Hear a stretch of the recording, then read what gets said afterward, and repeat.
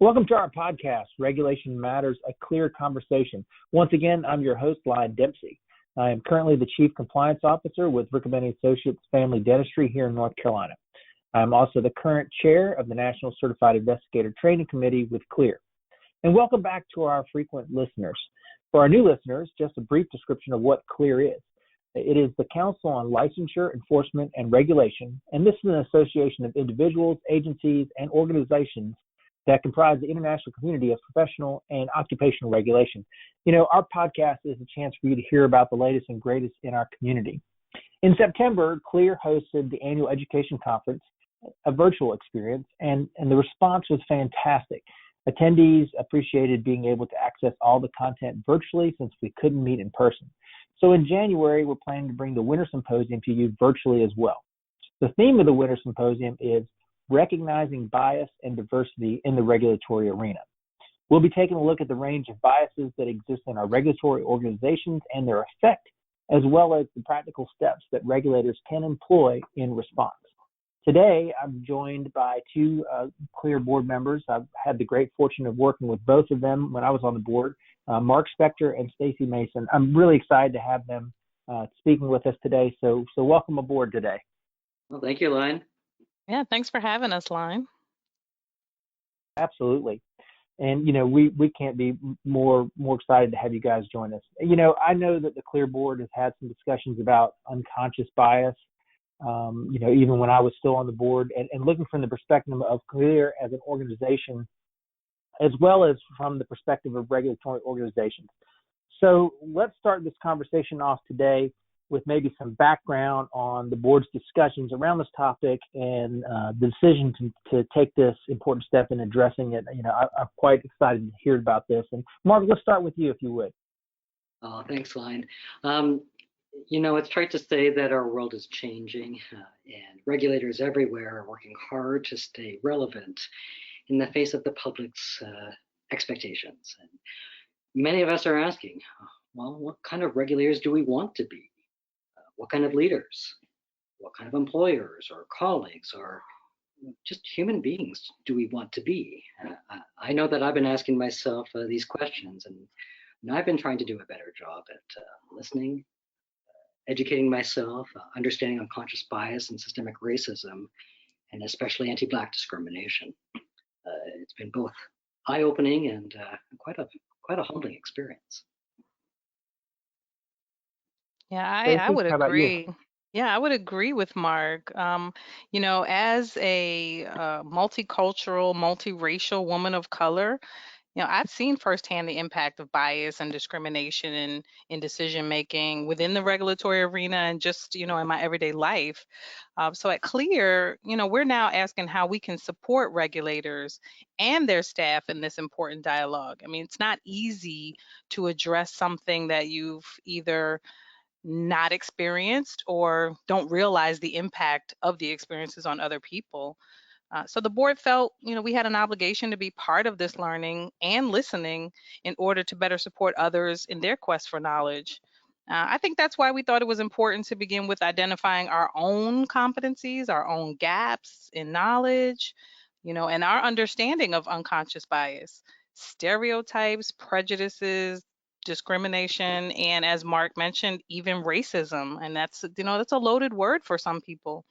But we wanted to do this to better understand ourselves and how we can do better as individuals, and then as organizations, and as society as a whole.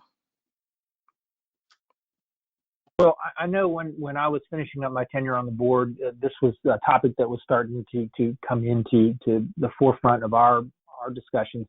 I guess, can both of you individually kind of give us a summary of what training the board has already now received? Well, thanks, Lon. I can tell you that right now, the board is participating in a series of webinars on unconscious bias. Chris McIntyre, he's known for working with global leaders, including representatives at the United Nations, about how we can all do better as leaders. The board began the first webinar by taking a good hard look at ourselves, and then broadening our scope to include where CLEAR's board, where it is on its journey. We learned about unconscious bias, how it leads to prejudice and discrimination, and how all that can impact our own decision making, how we recognize it, and when we do, what we can do to minimize its impact. And then we had a second session just yesterday, in fact, and it was a really good session. It was a deeper dive into different perspectives of bias. When you hear the word bias, you automatically think it's about male versus female, or race, or abilities or disabilities. But we discussed how we oftentimes focus on one thing and not others, and how we may miss social cues, and how we tend to rationalize our own thinking, because we know what we know and it's always right. And then when it isn't right, or if someone points it out, we tend to justify our intent, right, without fully understanding the impact of our statements or actions on other people. We're very self-absorbed, and that's just because we're human, right? Um, but we also talked about how we observe the world and gather data, right? How we decide what data is important to us, so which one we're going to use to make our decision, how we ascribe meaning to that data, make our assumptions. Because I think a lot of it is just about, again, what we think.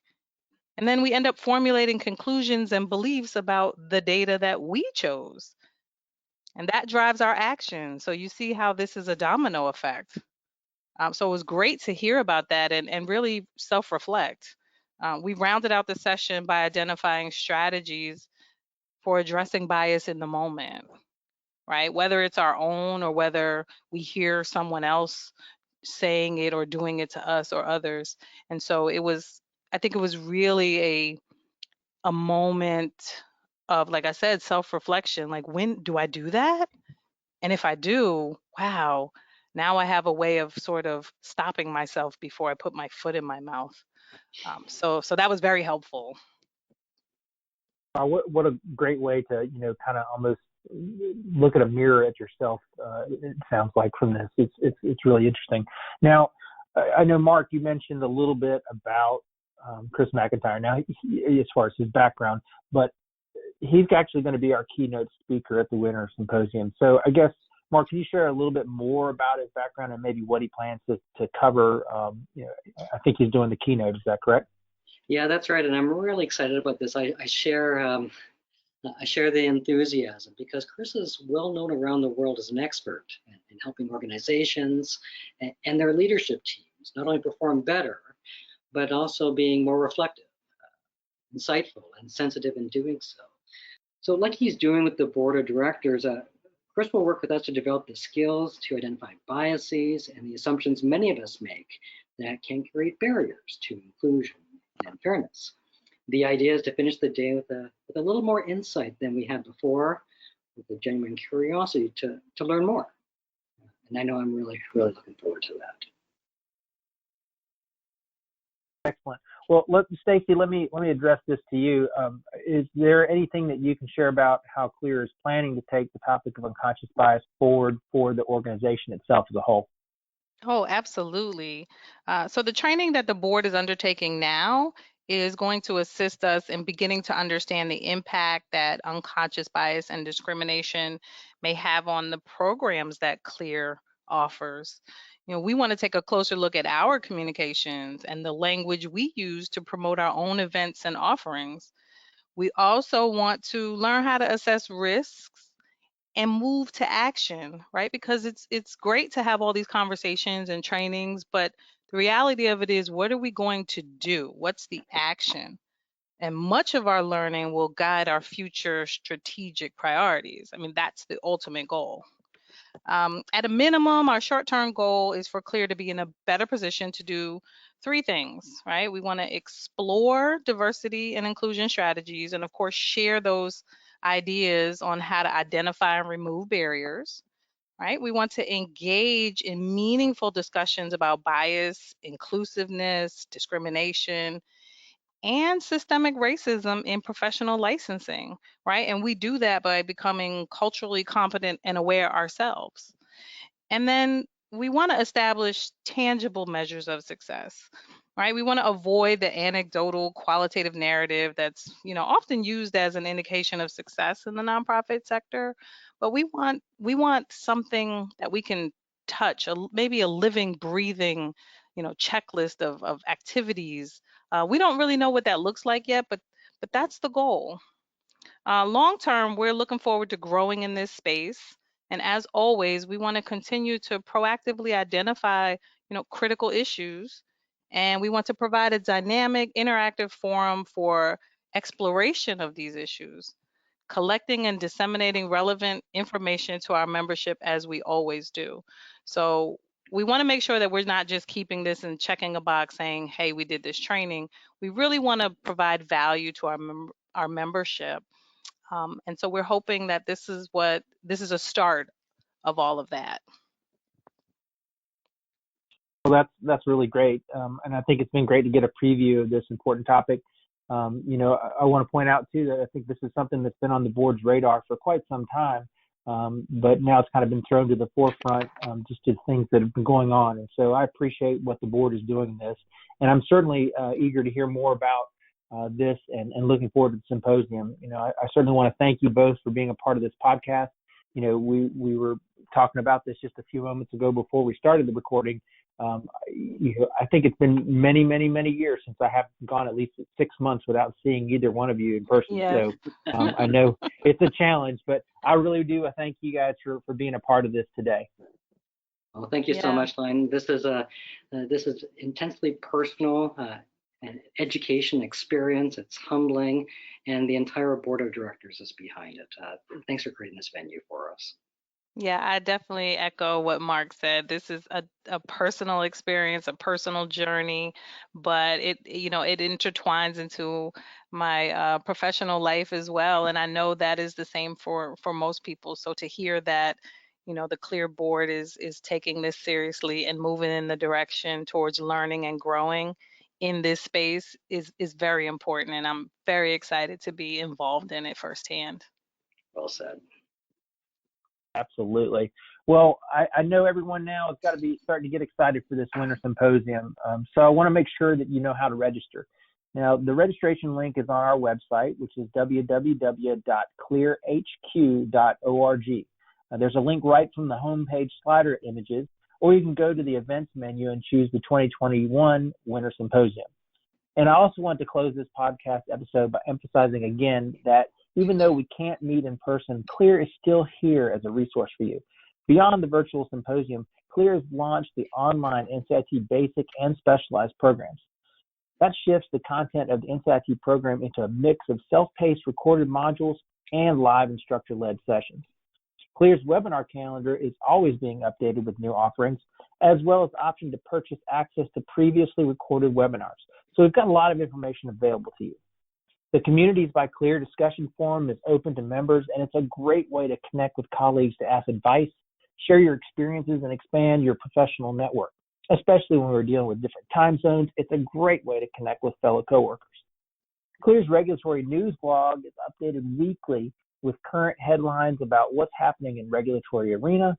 The CLEAR's website is home to a host of resources. So CLEAR is always here to support you, and we thank you for your support as well. And also, we want to thank you for listening to our podcast. We'll be back with another episode of Regulation Matters, a CLEAR conversation very soon. Thank you also to our frequent listeners. And if you're new to CLEAR, please subscribe to us. We're available in a lot of different venues. We're on Podbean, Apple Podcasts, Google Podcasts, Stitcher, Spotify, and TuneIn. And we're newly available on Alexa for Amazon Echo devices, iHeartRadio, Player FM, Listen Notes, and now Pandora. So if you've enjoyed this podcast today, please leave a rating or comment in the app. Your reviews help us to improve our ranking and make it easier for new listeners to connect with us. Feel free to visit our website at www.clearhq.org for additional resources. Finally, thanks to our CLEAR staff who are working hard behind the scenes to bring online and virtual programming to you. And a special thanks to Stephanie Thompson. She's our content editor for this podcast. So once again, I'm Lyon Dempsey, and I hope to be speaking with you again very soon.